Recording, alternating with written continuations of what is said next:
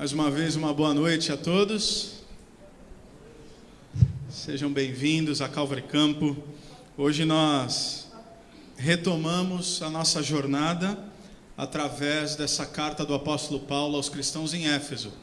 Nós fizemos uma minissérie em meio a essa série de Éfeso, ou de Efésios. Por conta aí da minha ausência por 3 semanas, nós tivemos 3 amigos queridos que falaram um pouco sobre ser e fazer discípulos, e no último domingo tive o privilégio então de encerrar essa série, pensando acerca do que significa ser discípulo em meio ao caos. Inclusive, se você não estava aqui, eu o encorajo, nesse momento que nós temos vivido da nossa história, da nossa nação, eu acho que, espero ao menos, que essa palavra seja oportuna e venha como uma tentativa de resposta a todo esse caos que temos vivido. Mas voltamos aqui para Efésios. Eu quero convidar você a abrir sua Bíblia em Efésios capítulo 4. E se você precisa de uma Bíblia emprestada, basta levantar a sua mão. Nós temos algumas ali disponíveis. Nós gostaríamos que você acompanhasse juntamente conosco a leitura. Efésios capítulo 4. Se você precisa de Bíblia, o pessoal da recepção está de prontidão. Alguém precisa? Basta levantar a sua mão aí mesmo do seu lugar.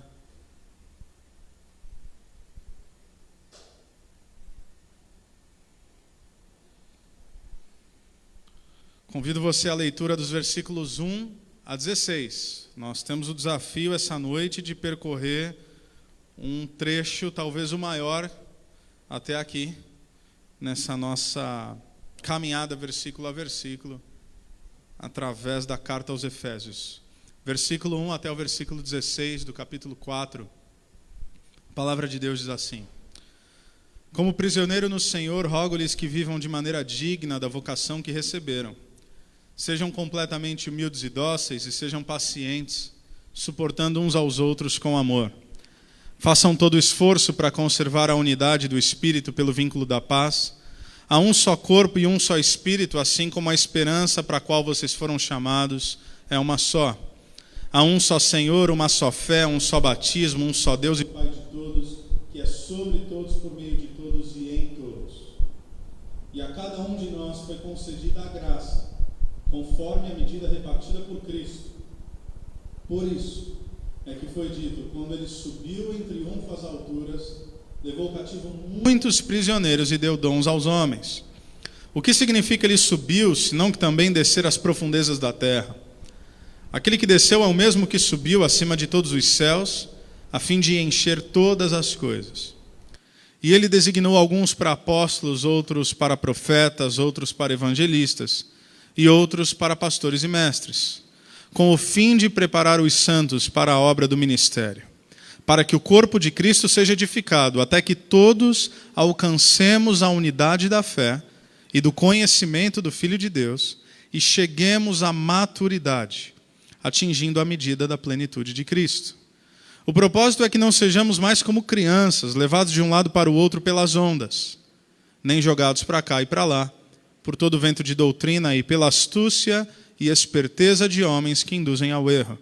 Antes, seguindo a verdade em amor, cresçamos em tudo naquele que é a cabeça, Cristo.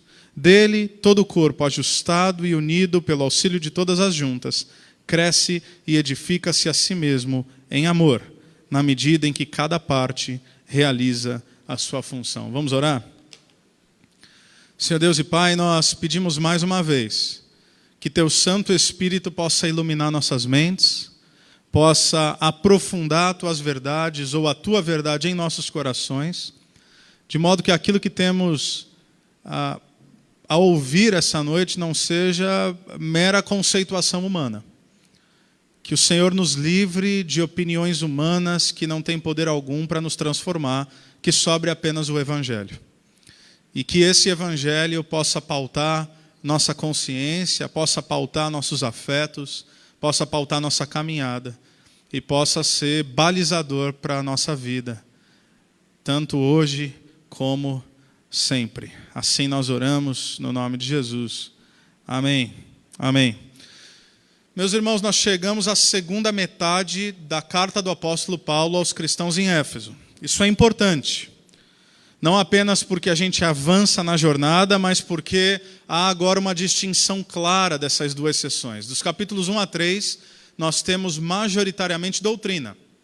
Nós vemos a teologia de Paulo para a igreja de Cristo Jesus, enquanto dos capítulos 4 a 6 nós temos prática. Capítulos 1 a 3 nós vamos ver que Paulo propõe aqui para os ouvintes, para os leitores, quem Deus é e o que Deus fez. E nós ficamos maravilhados ao ouvir tudo aquilo que Deus fez e tudo aquilo que Deus é. Por exemplo, é dito que Deus nos abençoou com todas as bênçãos celestiais em Cristo Jesus. Isso não é pouca coisa. Dizer que recebemos em Cristo todas as bênçãos da parte de Deus. É dito que Ele nos elegeu, que Ele nos predestinou, Ele definiu aquilo que seríamos, não apenas a partir de uma geografia, não apenas a partir de um lugar, mas Ele nos predestinou no amado, ou seja, antes de nós termos consciência, Deus já nos amou e destinou-nos para o Seu Filho. Ele nos deu vida enquanto nós estávamos mortos em nossas transgressões. Isso é o que nós vemos em Efésios capítulo 2. Ainda em Efésios capítulo 2, é dito que Ele nos salvou pela graça. O que nos encanta, porque se fosse pelo nosso mérito, nós já temos a profunda consciência de que não seria suficiente, porque não há virtude em nós que seja suficiente para se equiparar àquilo que Deus espera dos seres humanos. Porque a medida de aceitação de Deus é o Cristo, é a perfeição. E nós sabemos que todos nós pecamos. Portanto, a nossa salvação não é por aquilo que nós conquistamos ou fizemos. A nossa salvação ela está garantida como presente de Deus a partir daquilo que Cristo fez. Ele derrubou o muro da inimizade. Não há mais judeu e gentio. Deus não tem mais dois povos. Não há mais um povo étnico, geográfico, separado. Agora todo aquele que clama pelo nome do Senhor Jesus Cristo, identifica-se como discípulo de Jesus, faz parte da família da fé. E isso é importante porque uma coisa é saber que existe um Deus. Tem muita gente que sabe que existe Deus. Outra coisa diferente é saber que esse Deus nos salvou. Porque é possível você saber da existência de Deus, mas não necessariamente olhar para esse Deus como seu Salvador. Mas um terceiro passo ainda mais radical é não apenas ter consciência da existência de Deus, chamar esse Deus de Criador e Salvador, mas chamar agora esse Deus de Pai. O Evangelho não apenas nos traz a boa notícia da salvação. O Evangelho nos ensina uma das mais belas doutrinas que existem, que é a doutrina da adoção. Pelo Espírito Santo nós podemos clamar, Abba, Pai. Nós fomos não apenas salvos e justificados, ou seja, não foi apenas promulgada uma sentença que mudou o nosso destino, mas nós fomos adotados pela família da fé. Por causa de Jesus Cristo, nosso Deus é também nosso Pai. Então agora, à luz daquilo que Deus é, e à luz de tudo que Deus fez, e eu mencionei apenas algumas coisas, Paulo ele vai nos convocar, a partir do capítulo 4, sobretudo aqui a partir do versículo 1, a uma vida em resposta a esse Evangelho. E esse é verdadeiramente o equilíbrio do Evangelho. O Evangelho, ele não é apenas doutrina. O Evangelho não é apenas prática. Porque se o Evangelho fosse só doutrina, era mera conceituação. Era conhecer a verdade e não vivê-la. Isso não é o Evangelho. O Evangelho também não é apenas prática. Porque se fosse prática sem doutrina, e muitos tentam fazê-lo, é você tentar, a partir da sua própria consciência, merecer o amor de Deus, responder a Ele e conquistar aquilo que jamais pode ser conquistado. O equilíbrio do Evangelho é visto aqui. Portanto, o retrato que Paulo nos pinta dos capítulos 1 a 3 e 4 a 6 é o equilíbrio perfeito do Evangelho. Você tem quem Deus é e o que Ele fez. E como resposta a isso, nós temos a nossa vida em entrega a Ele. Conceito apenas é mero relativismo. Saber que Deus me ama, mas não viver em resposta a esse amor, é relativizar a fé cristã. Mas o oposto também é verdadeiro. Tentar simplesmente propor na minha vida o que eu tenho que fazer, o que eu não tenho que fazer, sem o fundamento do Evangelho é moralismo. De modo que muito dos nossos sermões, dos púlpitos das nossas igrejas, poderiam ser pregados por fariseus, saduceus e rabinos. Porque em muitos dos nossos púlpitos são pregada a lei. o moralismo, e não a virtude que emerge do Evangelho. Então, Paulo vai mostrar aqui nesse trecho, e nós vamos tentar cobrir da melhor maneira possível, 3 coisas. Primeiro, ele vai falar sobre o que significa viver de maneira digna a nossa vocação. Segundo, ele vai mostrar que Deus concedeu dons, presentes à igreja, para viabilizar esse projeto. Em terceiro lugar, nós vamos ver qual é o alvo de Deus para a igreja. Eu vou começar pelo final, coisa que geralmente não se faz. O alvo de Deus para a igreja é a maturidade cristã. É sobre isso que nós queremos falar essa noite. O alvo último de Deus em Cristo para a igreja, a partir desse texto, é que todos nós sejamos cristãos maduros. Porque nós sabemos que a partir do Espírito Santo nós temos o fluir da vida da Trindade em nós. Porém, é possível sermos salvos e espiritualmente imaturos. É por isso que você pode ter sido alcançado pelo Evangelho, mas viver como um menino na fé, como um bebê espiritual.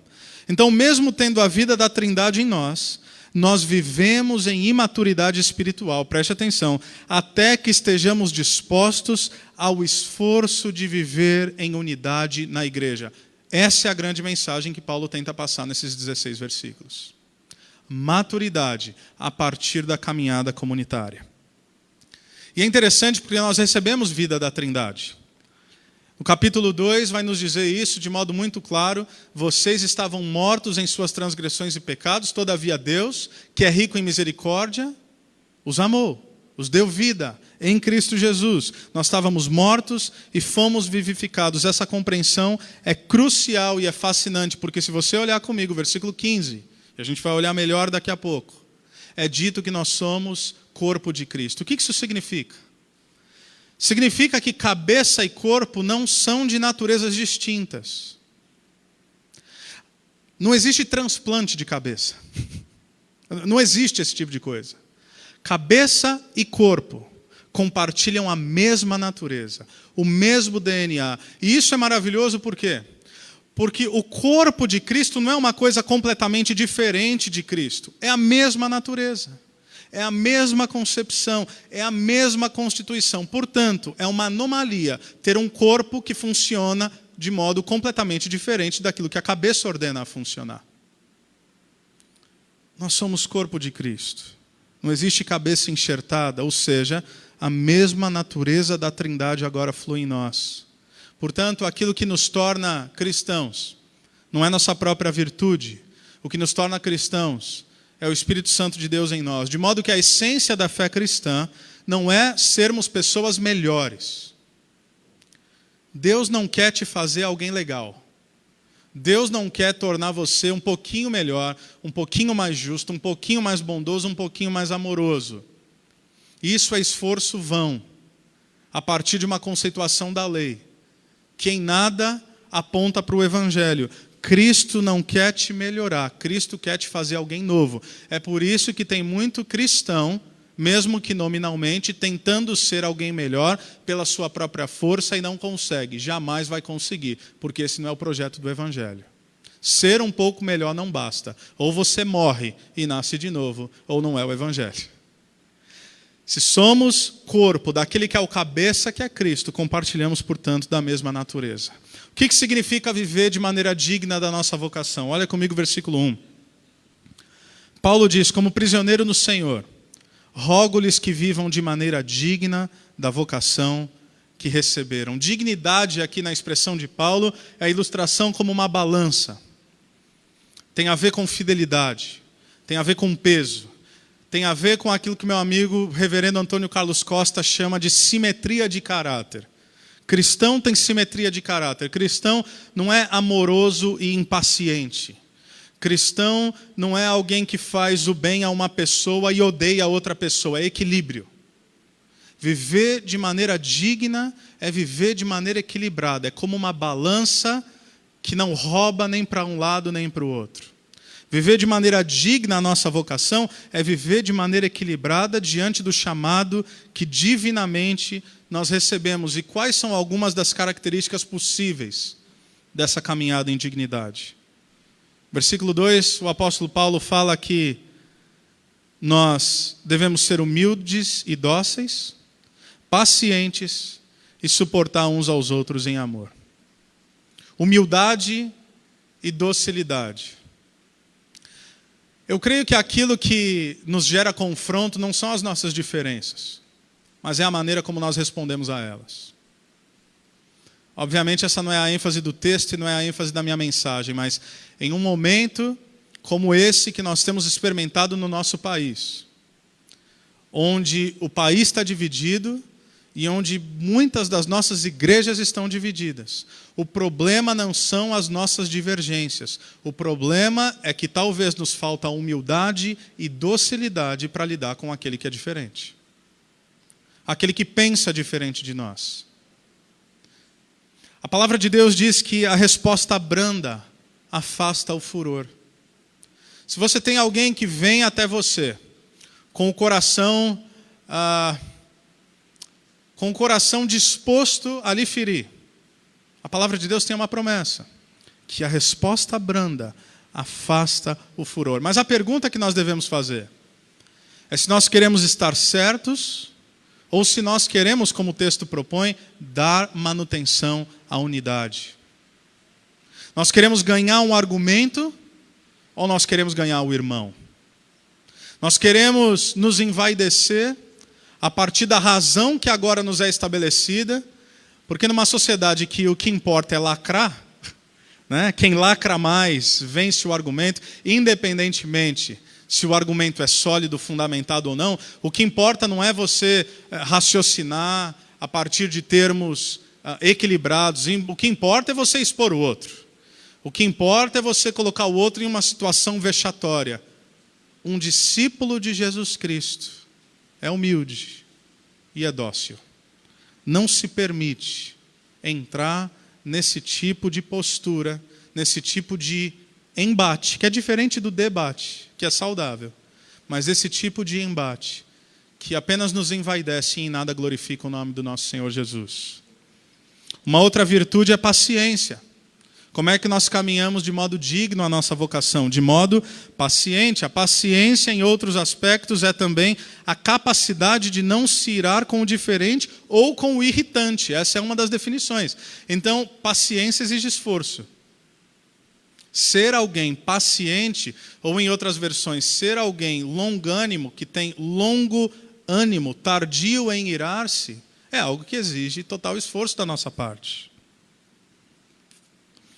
E nós devemos parar para pensar que se nós temos que tolerar muito daquilo que vem de outras pessoas, você pode ter a certeza que muitas pessoas têm muito do que tolerar em você.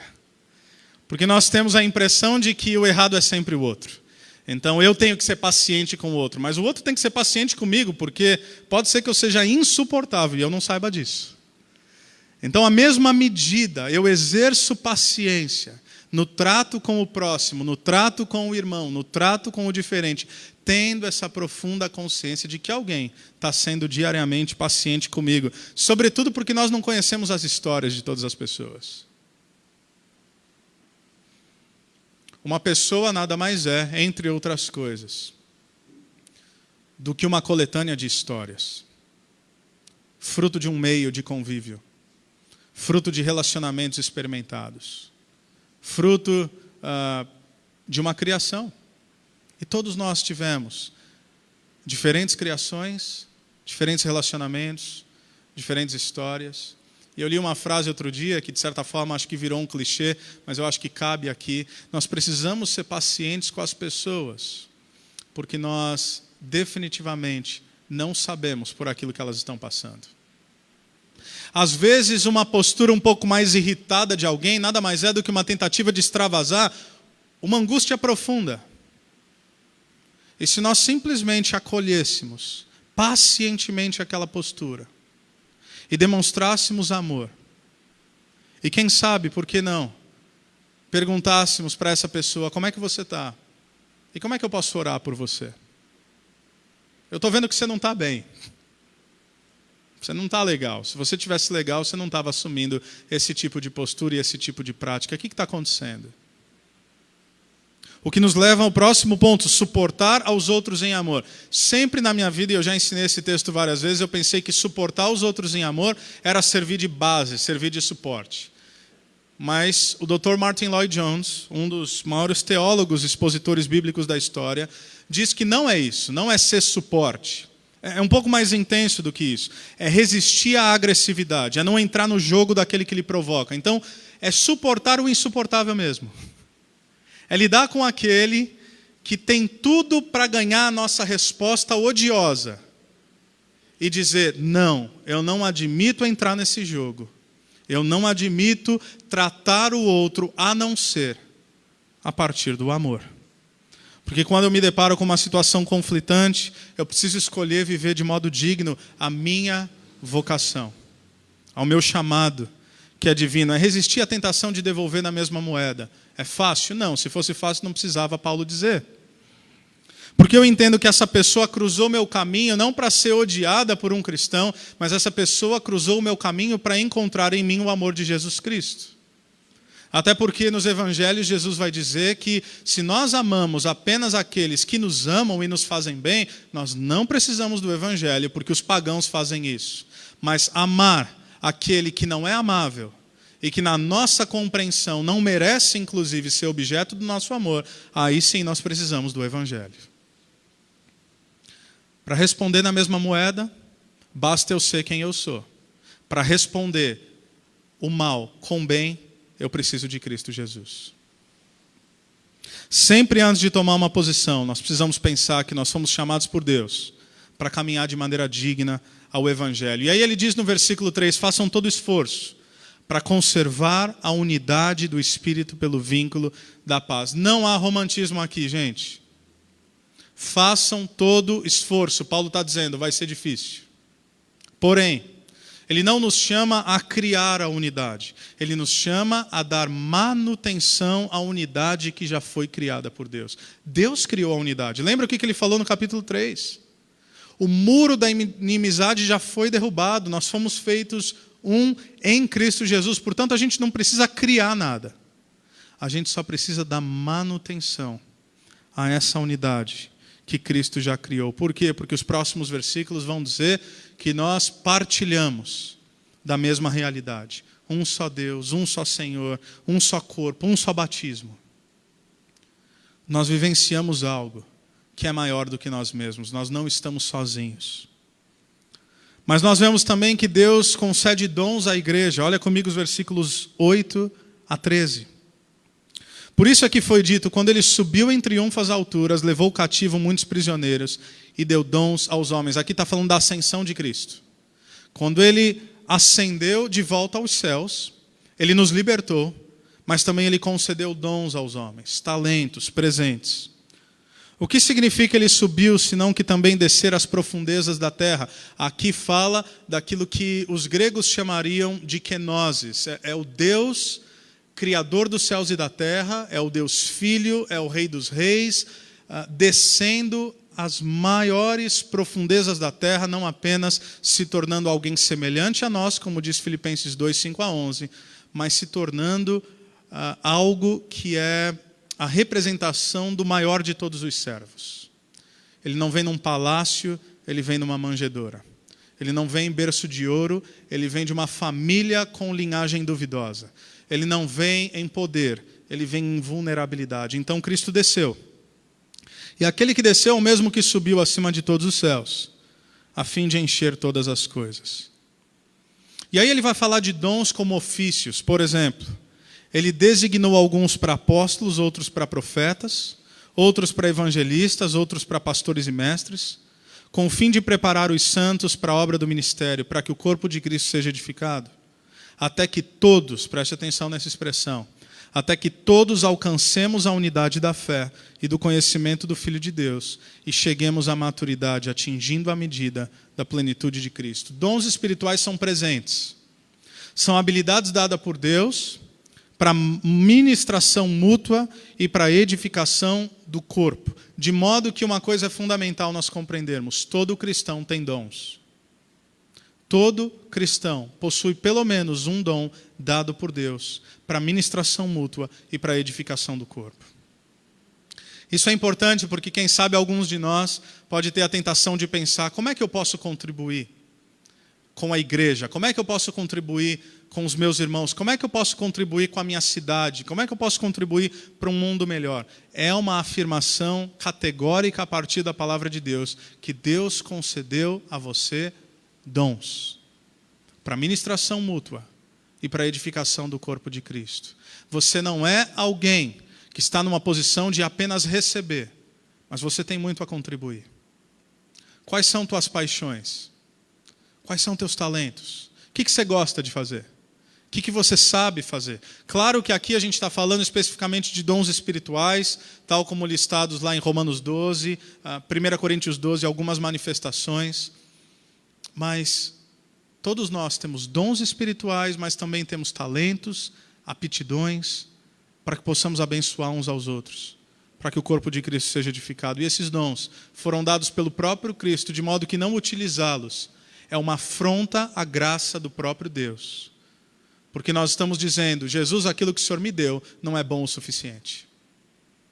Quando nós pensamos, e parece humildade, mas na verdade é vaidade, quando nós pensamos que aquilo que eu tenho não é bom o suficiente para abençoar a vida do meu irmão, eu estou dizendo que Cristo não sabe o que Ele fez.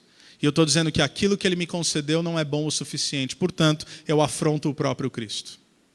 Todos nós temos algo, e Deus quer que nós usemos. Mas aqui Paulo enfatiza os dons de liderança. Ele fala de apóstolos. Apóstolos aqui, não entenda como título, como o pessoal usa hoje, apóstolo fulano de tal. Isso não existe mais, tal como existia entre os primeiros cristãos. Apóstolos eram os 12 e aqueles que vieram sob a autoridade apostólica. Apostolado não é título, apostolado é ofício, que significa aqueles que têm um chamado de pioneirismo. Apóstolos do grego significa aquele que é enviado, ou seja, são pessoas que vão plantar igrejas, são missionários transculturais.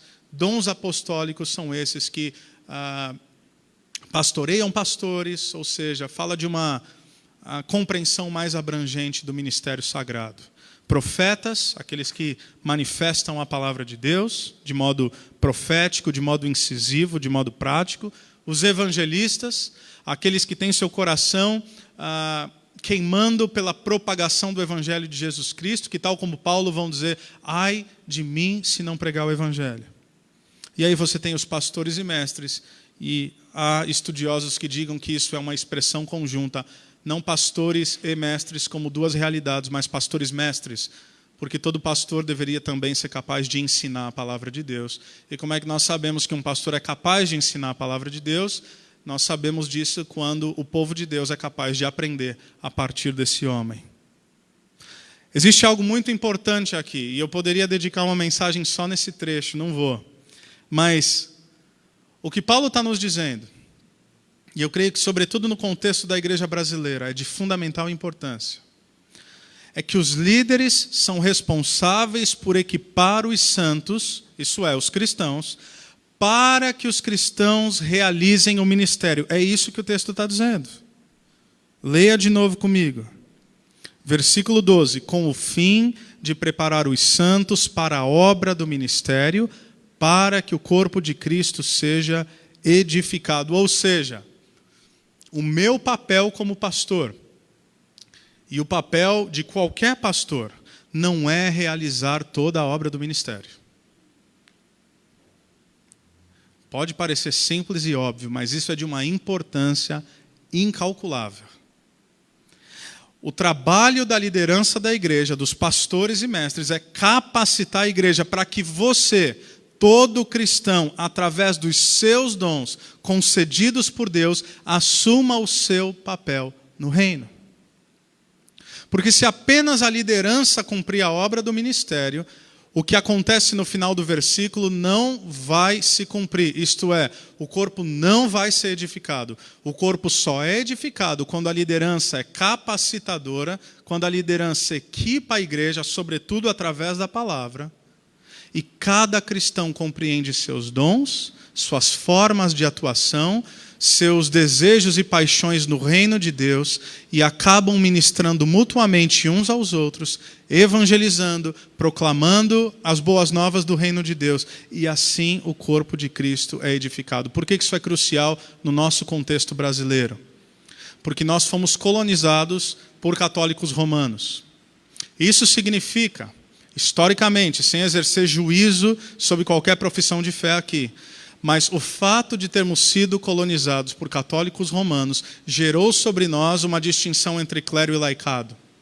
Então, o sacerdote era aquele homem santo, sagrado, que se dedicava exclusivamente à obra do ministério. Só ele fala com Deus. Se eu preciso de alguma coisa de Deus, eu vou até ele. Se eu preciso confessar pecado, eu vou até ele. Confissão auricular é um sacramento. Então, tudo é por intermédio do sacerdote. Eu preciso de cura, eu peço para o sacerdote. Eu preciso de bênção, eu peço para o sacerdote. Eu preciso saber qual é a vontade de Deus, eu peço para o sacerdote. Eu pequei, eu pergunto para o sacerdote qual é a minha penitência e quantas rezas eu tenho que fazer. Isso é terrível. Porque não mostra que Jesus é o único mediador entre Deus e os homens, como promete a palavra de Deus. Agora você tem Jesus como intermediador, mas para chegar em Jesus você tem que passar por um outro. Isso gera sobre a nossa cultura brasileira um estado de total dependência do clero. Então, a figura do padre passou para o pastor. Então, o pastor ora mais, o pastor tem mais intimidade com Deus, o pastor sabe qual é a vontade de Deus. Se eu pecar, eu falo para o pastor, e se tiver alguma penitência, eu quero que o pastor me fale qual é essa penitência. E se eu preciso tomar uma decisão na minha vida, eu não oro a Deus, eu oro para o pastor, é quase que uma oração ao pastor. Então, pastor, o que você manda eu fazer? E isso é uma afronta ao Evangelho. E uma afronta a cada cristão, porque não crer que cada cristão que tem o Espírito Santo de Deus, que tem a palavra e que tem dons, é capaz de caminhar em maturidade. Isso gera um estado de dependência da igreja. E isso é terrível. Esse paternalismo, essa ideia do vocacionado como algo totalmente separado, distinto e até superior, se nós admitirmos, até superior do que todo o restante, do que todo o povo normal. Quanto mais a liderança equipa a igreja, mais a igreja se torna saudável. Mas quanto mais centralizadora a liderança é, mais infantilizada a comunidade é. O líder passa a ser um oráculo. Nada acontece se ele não aprovar. Nada acontece se ele não der o aval. E se ele disser que eu não posso fazer alguma coisa, mesmo que não tenha nenhuma base bíblica, porque uma coisa é uma orientação pastoral a partir da palavra de Deus. Mas se ele me diz que eu não posso fazer alguma coisa, simplesmente porque deu na cabeça dele que eu não posso fazer, eu não faço e acabou. Imaturidade. Comunidade infantilizada. Qual é o propósito de Deus para a igreja? Maturidade. De modo que tudo o que acontece na igreja de Cristo é para gerar maturidade espiritual. Olha o versículo 14. O propósito é que não sejamos mais como crianças, levados de um lado para o outro pelas ondas, nem jogados para cá e para lá, por todo o vento de doutrina, e pela astúcia e esperteza de homens que induzem ao erro. Isso nos propõe algumas verdades. A primeira delas, ao menos inicialmente, todos nós, na caminhada cristã, passamos por um estágio de imaturidade espiritual. Certo? Se você nasce de novo, você se torna um bebê espiritual. Bebê é imaturo. E não há nada de errado quanto a isso. Eu não olho para o Gael, que não tem nem 2 anos de idade, e eu vejo ele ali derrubando alguma coisa ou tropeçando, e eu não fico com raiva dele. Falou, moleque, anda direito. Aliás, vai fazer 2 anos, já está na hora de trabalhar, viu? Vamos botar alguns limites aqui nessa casa. Você come demais, está gordinho. Tá gerando alguma dificuldade aqui no orçamento. Esse negócio de usar fralda, acabou, amigo. Se não souber fazer o negócio direito, o problema é teu. Não, eu não imponho sobre ele algumas realidades que não competem à idade dele. Eu celebro o fato de que na nossa casa existe uma nova vida. E eu me alegro com essa vida. E como alguém mais maduro do que o Gael, eu viabilizo, eu facilito a vida dele. É por isso que a igreja de Cristo é maravilhosa, porque aqueles irmãos que são mais maduros não deveriam olhar para os irmãos menos maduros e se chocar com isso. Pelo contrário, deveriam viabilizar, facilitar a caminhada deles. Então, em essência, todos nós em algum momento somos espiritualmente imaturos. Nós somos meninos. E eu acho incrível, eu nunca tinha visto isso nesse texto, que de acordo com Paulo, sabe para que serve a igreja? Entre outras coisas, para através da caminhada comunitária amadurecermos. É o que o texto está dizendo. É uma afirmação até categórica, você não vai amadurecer espiritualmente vivendo isoladamente. Não vai.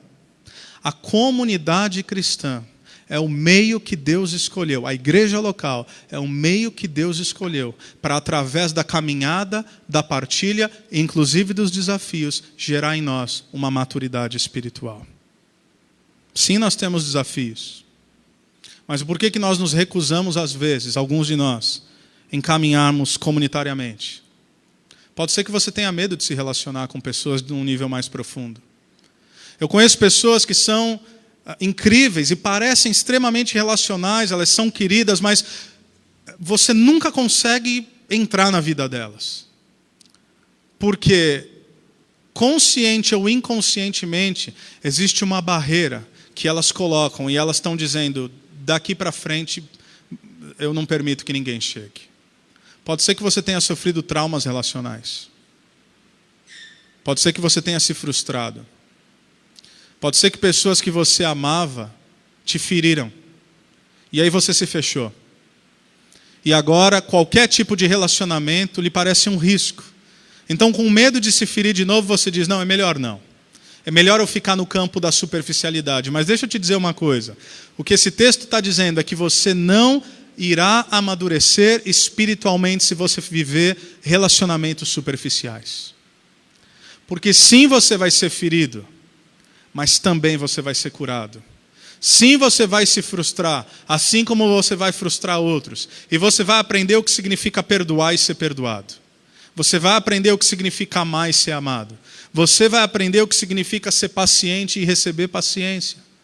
É assim que nós amadurecemos. Nós não iremos amadurecer espiritualmente, nos blindando relacionalmente de tudo e de todos, esperando que assim, apenas por um conhecimento intelectual do Evangelho, apenas ouvindo sermões, apenas entrando no YouTube e ouvindo um estudo bíblico, apenas chegando no início da igreja e na última oração já vazando para não falar com ninguém, e você acha que só porque você veio você vai amadurecer. Eu tenho uma péssima notícia, a palavra de Deus diz que você não vai, porque a caminhada comunitária, ela é inegociável no processo de maturação de um discípulo de Jesus. Se você não está engajado em algum desses contextos, eu peço que você comece a fazer isso hoje. Pequenos grupos, uma ótima maneira de fazer isso. Servir em algum dos ministérios, estar junto dos seus irmãos, trabalhando, servindo a Deus, uma ótima maneira de fazer isso. Me mostre um cristão que vive isoladamente, e ali eu vou te mostrar um cristão imaturo, eu te garanto. Alguém que tenta viver a caminhada cristã sozinha, é alguém emocionalmente, e o mais importante, espiritualmente imaturo. É interessante que Paulo se inclui aqui, porque ele não está falando, olha, o propósito da liderança é equipar vocês para que vocês não sejam mais meninos. Perceba aqui a conjugação, para que não sejamos. Paulo é tão humilde que ele se coloca no mesmo barco. É o apóstolo Paulo, gente. E ele está falando o seguinte, eu também preciso crescer. Eu também preciso amadurecer. E eu tenho a profunda convicção de que meu processo de maturação como discípulo de Jesus passa invariavelmente pela experiência comunitária. Pode ser que você tenha a vida da Trindade em você, mas ainda seja um bebê espiritual. Talvez porque você começou a caminhar no Evangelho de Jesus Cristo há pouco tempo, ou talvez, e esse é um problema um pouco maior, é porque você já tem caminhado com Cristo por um bom tempo, mas você não tem experimentado o esforço em unidade como vivência comunitária. Portanto, pode ser que você tenha 2, 5, 10, 20 anos de igreja, mas seja um bebê espiritual. Ganhar a vida e se tornar um bebê é maravilhoso, mas o alvo não é que continuemos como meninos na fé. E por fim, o Paulo vai nos falar sobre essa caminhada rumo à maturidade. A primeira marca, eu penso que de bebês, é que bebês não têm discernimento. É isso que Paulo está dizendo, quando ele fala que nós não podemos mais ser jogados para cá e para lá por todo vento de doutrina. Cristãos imaturos, espiritualmente, não têm o mínimo de discernimento. Não tem fundamento bíblico, não tem base teológica, acredita em tudo que ouve. Tem um bom coração, mas é inocente como uma criança. E, portanto, é levado de um lado para o outro. Eu não vou citar o nome, mas uma vez chegaram para mim e falaram: pastor, eu amo seus sermões. Eu falei: poxa, obrigado, que honra. Eu te ouço lá, te assisto no YouTube. E tem 2 pastores que eu assisto, você, e aí ele falou um outro nome. Mas esse outro nome que ele falou é exatamente o oposto de tudo que eu prego. Eu falei: peraí, você assiste os meus sermões e os sermões desse outro rapaz, que é um cara bem famoso. Ele falou: sim. E você gosta dos 2? Ele falou: amo. Eu falei: ok. Obrigado. Eu entendi que não valia a pena argumentar naquele momento.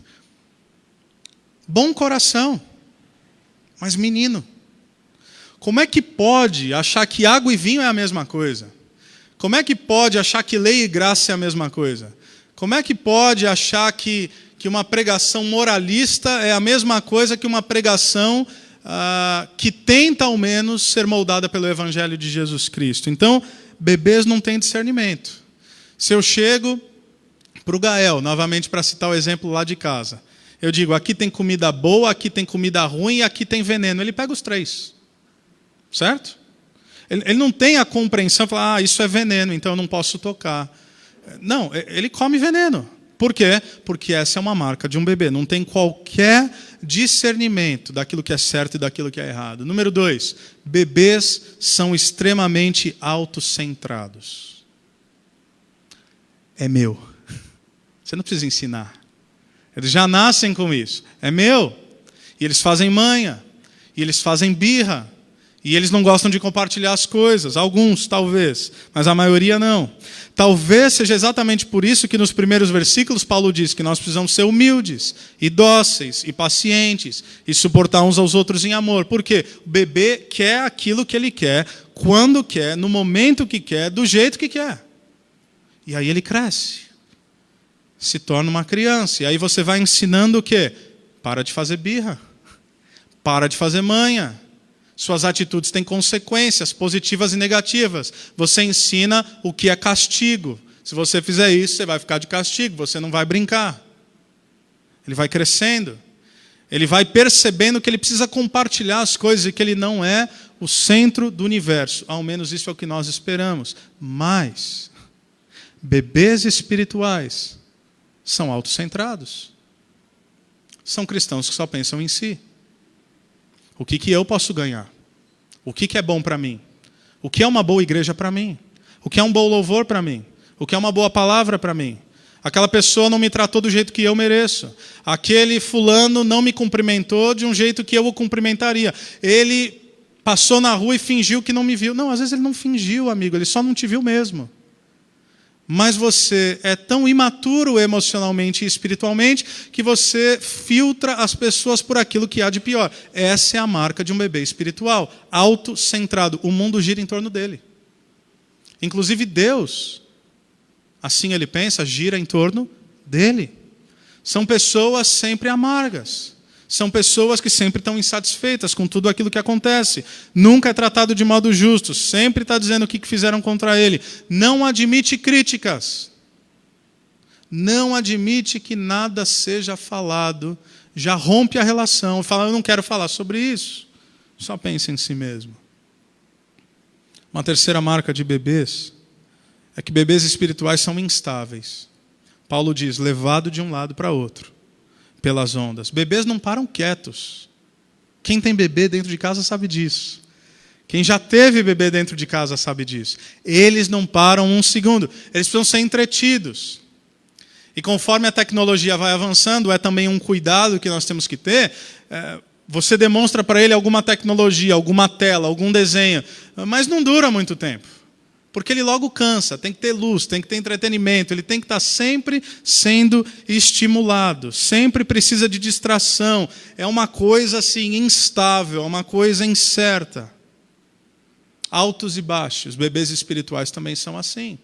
Não tem estabilidade, não tem constância, não tem resiliência, não pode passar por nenhuma dificuldade que já desmorona, já questiona a fé, já questiona Deus, já questiona tudo.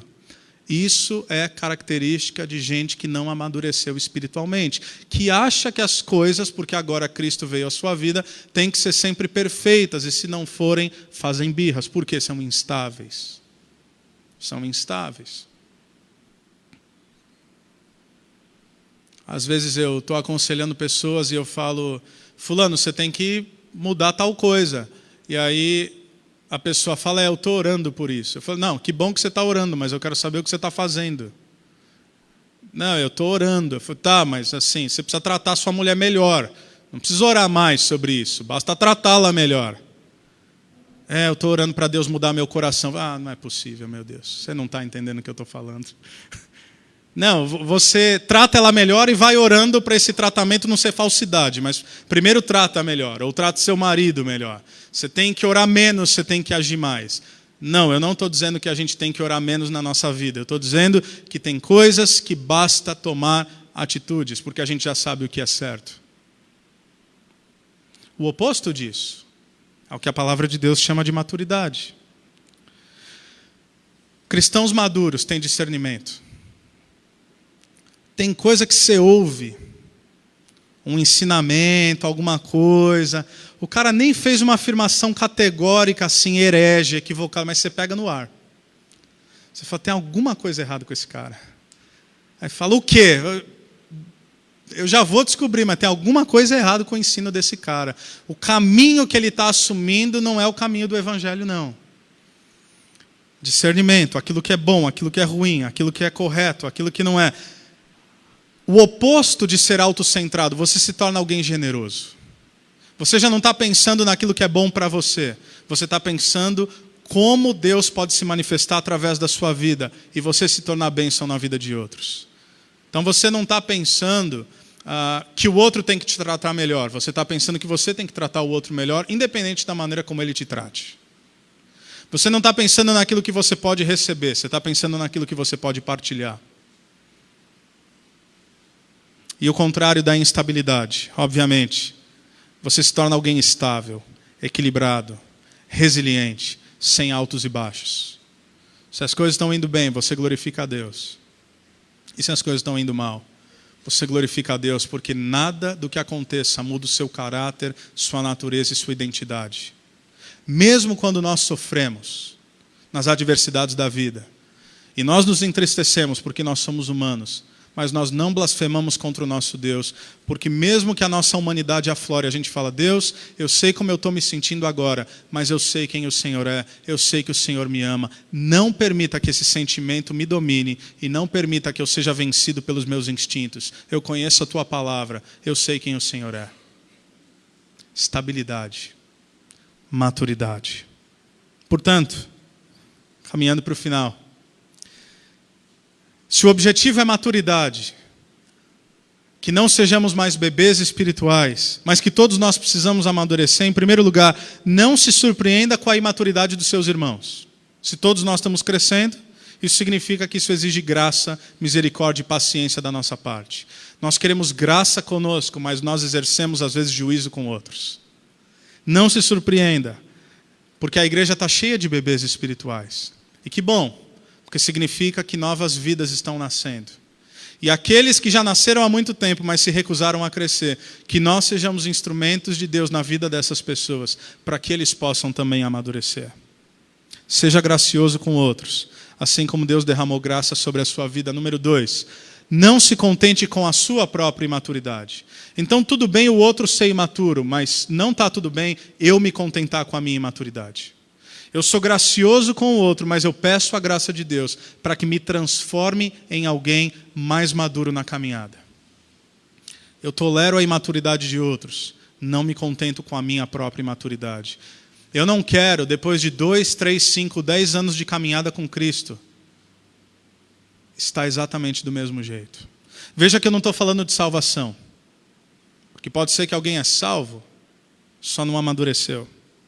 Porque se existe coisas na sua vida que não mudam, talvez é porque você não tenha amadurecido. Pergunta. Você é uma pessoa mais humilde, mais dócil, possui mais domínio próprio, mais paz interior agora do que no ano passado? Ou você está mais atribulado, mais pavio curto, mais sem contentamento? Como é que é isso? Você amadureceu? Ou você estagnou, ou quem sabe até retrocedeu? E eu proponho um desafio, não apenas você responder essas perguntas, mas chega para alguém que te conhece bem e que tem autoridade na sua vida para falar a verdade em amor e pergunte: como é que eu estou? Você que me conhece bem, eu estou mais dócil? Eu estou mais humilde? Eu estou mais paciente? Eu estou mais amável? Eu estou mais satisfeito em Deus? E quem sabe a melhor coisa que você pode ouvir é um não. Porque ao menos alguém que te conhece, te ama e vê como você tem se tornado, vai se tornar alguém que vai te ajudar nesse processo de amadurecimento. Porque às vezes nós temos pontos cegos.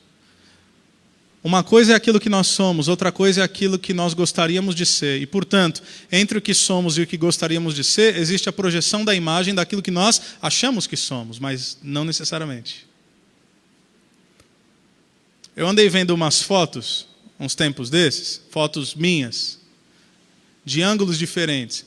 E aí eu virei para minha esposa e falei: nossa, essa foto, que foto infeliz, me pegou num ângulo meio ruim, assim.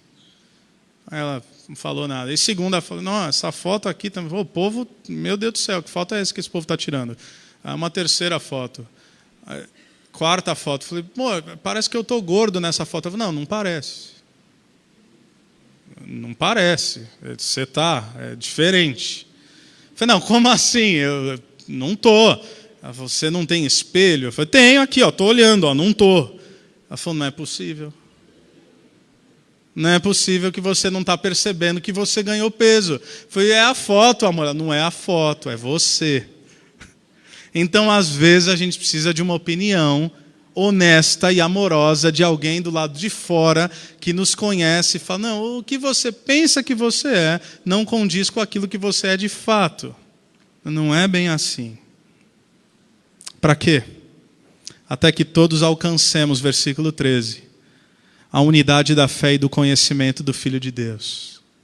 E cheguemos à maturidade, atingindo a medida da plenitude de Cristo. Como alcançar a maturidade? Tentando ser alguém melhor?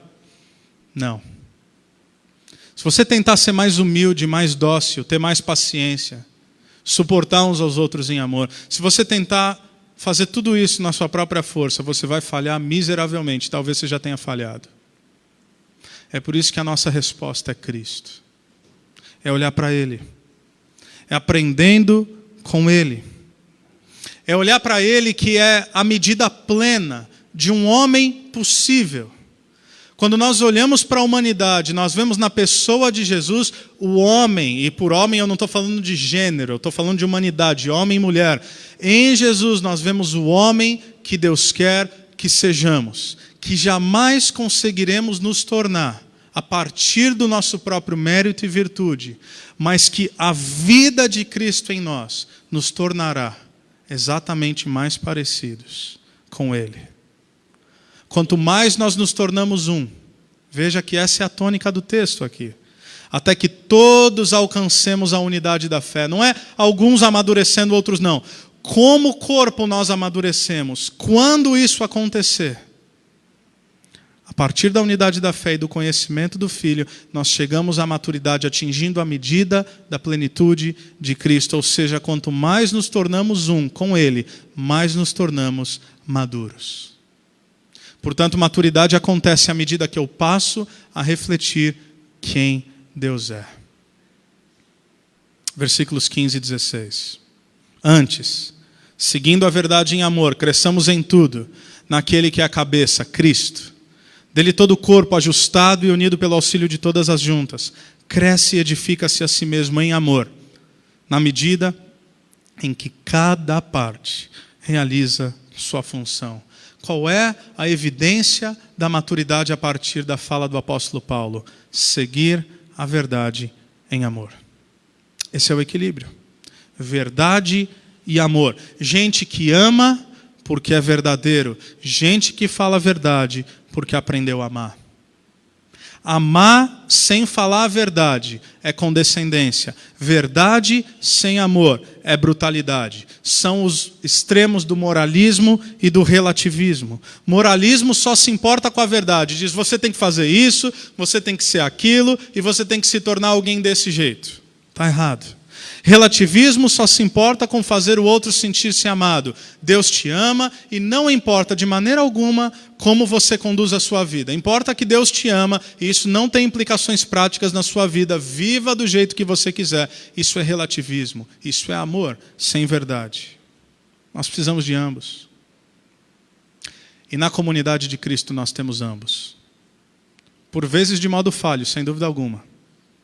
Lembre-se que nós temos bebês espirituais na igreja. Sempre teremos. Portanto, vai ter gente que é melhor na verdade, mas não tão bom no amor. E vai ter gente que é bom no amor, mas não tanto na verdade. Isso por quê? Porque nós temos as nossas próprias imperfeições. Nós precisamos de ambos. Quem sabe, o problema é que nós não conseguimos esse equilíbrio. Alguns são mais diretos. Eu falo a verdade, eu me orgulho de falar a verdade. Mas quem sabe a motivação por trás disso é que a gente só quer estar certo. E provar o nosso ponto. E falar a verdade para o outro sem amor é talvez falar uma verdade que me faça sentir melhor diminuindo o outro. Isso não é o evangelho. O oposto disso, alguns de nós são mais amáveis, mas não são verdadeiros. Eu tenho a oportunidade de falar a verdade, mas eu não falo. Por quê? Porque eu me importo mais comigo do que com o outro. Porque eu não quero que o outro se ofenda comigo. Eu quero me sentir amado. Então, eu demonstro amor, mas eu não sou verdadeiro. Esse é o pecado do meu coração. Eu sou inseguro, eu não consigo lidar com rejeição. Então, mesmo sabendo que meu irmão ou minha irmã vai se dar mal, eu não tenho a coragem de dizer aquilo que ele precisa ouvir. Nem só amor, nem só verdade. Equilíbrio. E onde é que nós vemos esse equilíbrio? Primeiro capítulo do Evangelho de João nos diz que o Verbo habitou entre nós, cheio de graça e de verdade. No Evangelho nós vemos esse equilíbrio de alguém maduro, em amor e em verdade. Por quê? Porque o Evangelho esfrega na nossa cara a verdade mais dura da história, que é, você é um pecador e você merece condenação eterna. Na cruz é isso que Deus está nos dizendo. Mas no Evangelho nós vemos também o maior amor da história, que diz, eu te amo e eu estou disposto a morrer para te salvar.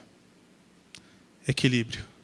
Você é pecador e você merece condenação, mas eu te amo e eu vou oferecer perdão pelos seus pecados. Você está completamente perdido, mas agora você foi achado. Em Cristo, tudo isso faz sentido. Por isso que o Evangelho nos humilha, nos mostra quem somos. Mas o Evangelho nos encanta, porque mostra quem Cristo é.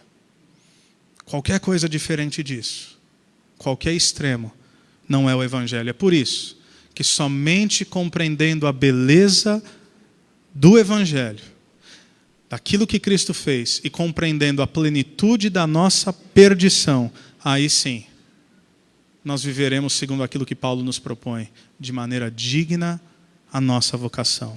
Vivendo ao mesmo tempo em verdade e em amor, alcançando a maturidade, porque o objetivo final de Deus é me tornar e te tornar alguém mais parecido com Jesus Cristo. Amém?